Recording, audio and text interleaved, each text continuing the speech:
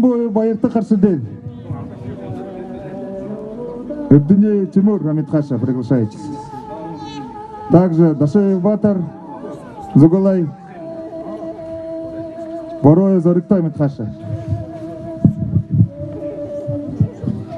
Напоминаем, что на кону 30 тысяч рублей, плюс абсолютным чемпионом.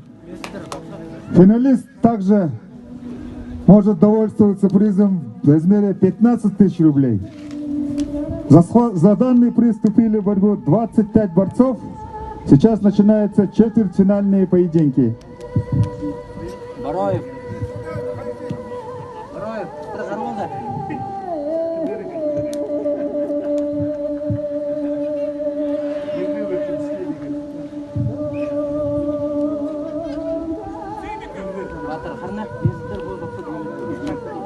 Арсен, Победу одержал Цыбиков Арсен. Сактахангел.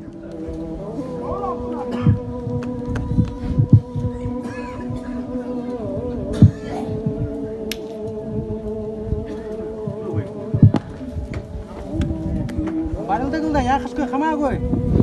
Барылдык. Барак, ямыршы қой. Саны барылдың ба?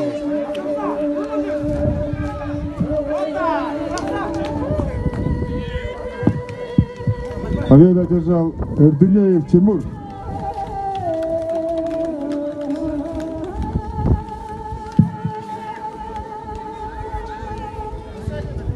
Амитхаша.